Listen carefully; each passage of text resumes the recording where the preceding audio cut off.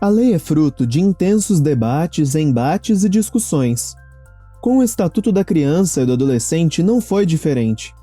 O ECA é um marco histórico construído a várias mãos, e com ele, crianças e adolescentes passaram a contar com uma legislação própria que lhes reconhece como sujeitos de direito, sendo necessárias medidas em respeito à sua condição peculiar de desenvolvimento. Ao nos debruçarmos sobre a história da construção do ECA, chama a atenção a grande mobilização e articulação de instituições e organizações da sociedade civil, contando com a participação das próprias crianças e adolescentes, do Poder Executivo, do Parlamento, do Sistema de Justiça e até de organismos internacionais. A construção realizada foi fruto de um longo percurso de revisão de concepções e práticas que resultou na superação de uma lei e uma prática institucional que muitas vezes era estigmatizante para as nossas crianças e adolescentes. No final dos anos 70, um amplo movimento começou a unir esforços para garantir os direitos de crianças e adolescentes no Brasil. Chegamos no início dos anos 80 com uma sede de sair do silenciamento e da opressão, uma sede de denúncia, de ação, né? Então, essa história ela é muito importante, ela precisa ser contada para que nós não esmoreçamos nesse momento desafiador que vivemos no presente. Assim, no período da democratização, os meninos e meninas de rua surgem como a figura emblemática da situação da infância no país. Também nesse contexto surgem críticas ao termo menor, entendido como discriminatório e estigmatizante, e aumentam as pressões internacionais para o país rever sua política. Surgem nesse contexto os projetos alternativos. O Estatuto da Criança e do Adolescente só foi possível por uma sinergia histórica em que se congregaram no momento certo os longos períodos, a história dos direitos da criança, um século de história de defesa dos direitos da criança em âmbito internacional. A convocação da Assembleia Nacional Constituinte configurou uma grande oportunidade para a reivindicação das demandas da sociedade e para inserir os direitos de crianças e adolescentes na nova Constituição, se iniciou um amplo processo de sensibilização e mobilização. Com o apoio e a pressão dos movimentos, com a expressiva maioria de 435 votos a favor e 8 contra, foi introduzido o artigo 227 na Constituição de 1988, base normativa para o ECA.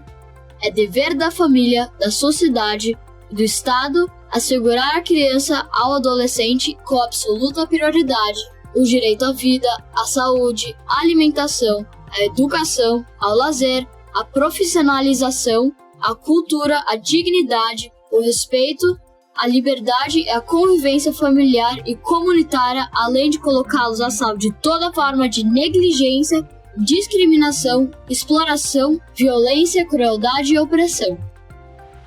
Conquistada a vitória na Constituição, faltava elaborar a lei que revogasse o antigo Código de Menores, e as próprias crianças e adolescentes foram incluídos nesse processo.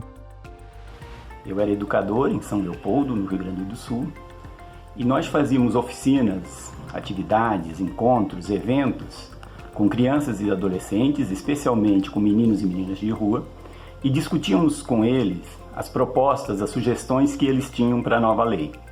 Nós sistematizávamos essas propostas e apresentávamos ao grupo de redação que as analisava e as incorporava ou não à proposta que ia ser apresentada ao Congresso Nacional. O Estatuto da Criança e do Adolescente é uma lei que tem legitimidade porque é oriunda de sugestões de toda a sociedade civil organizada. Seus autores não fomos nós somos meros redatores. Os seus autores foram os pedagogos, os assistentes sociais, os médicos, os advogados, juízes, promotores, enfim, foi a sociedade civil organizada. Eles perguntaram para ele, qual é a função da justiça? É proteger o fraco do forte. E a gente então desperta. Quem é fraco na sociedade? Aí nós começamos a discutir. Quem é mais fraco na sociedade do que a criança? Né? A criança que precisa ser não só amparada, ela precisa ser escolarizada, ela precisa brincar. Como teremos uma grande nação se uma parcela considerável da infância é deixada para trás, ao abandono, na miséria e na fome? Esta é uma lição política central. A sociedade brasileira ganhava uma nova lei voltada para todas as crianças e adolescentes, o Estatuto da Criança e do Adolescente.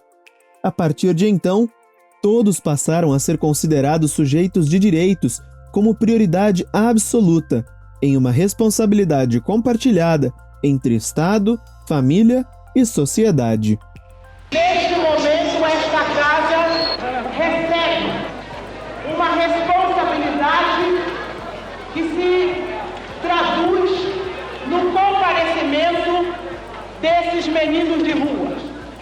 Meninos esses que são filhos desta pátria.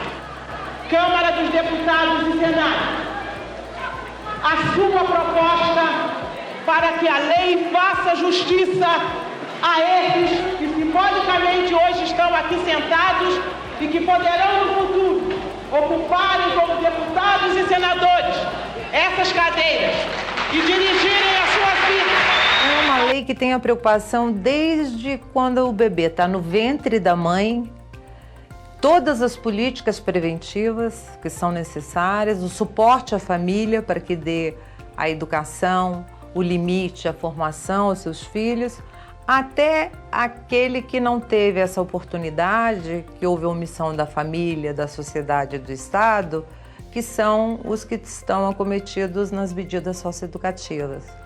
Aproveito a oportunidade para propor, em comemoração aos 30 anos do Estatuto da Criança e do Adolescente, um movimento nacional, capitaneado pelo CNJ, no sentido de cumprimento do comando constitucional que determina prioridade absoluta para a infância e a juventude, e que significa, na sua essência, preferência na formulação e na execução de políticas públicas, assim como destinação privilegiada de recursos.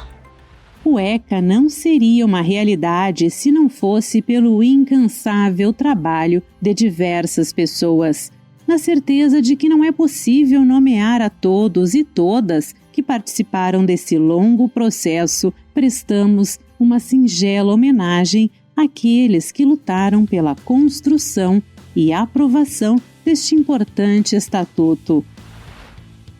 Então essa reconexão com a história do meu povo, com a história da minha família, com a história de onde que eu venho e o que nós almejamos, isso, para mim, no meio da construção do ECA, é o que eu trago e é o que eu levo para a minha vida, que eu levo para meus filhos, é o que eu levo quando eu estou no trabalho, fazendo um trabalho de educação, é o que eu levo quando eu dou um abraço na minha comunidade, quando eu encontro com o povo da rua, ou quando eu estou debatendo com as autoridades. Então isso, para mim, esse é o patrimônio que eu tenho maior. Eu só tenho a agradecer a esse processo que forjou, não eu sozinho, mas vários meninos e meninas pelo Brasil inteiro. Não é justo que as pessoas chamem a gente de futuro, desprezem a gente no presente. É isso que nós queremos. Não interessa a gente o futuro, interessa o presente. Então é isso. Não basta ficar no papel. Queremos justiça.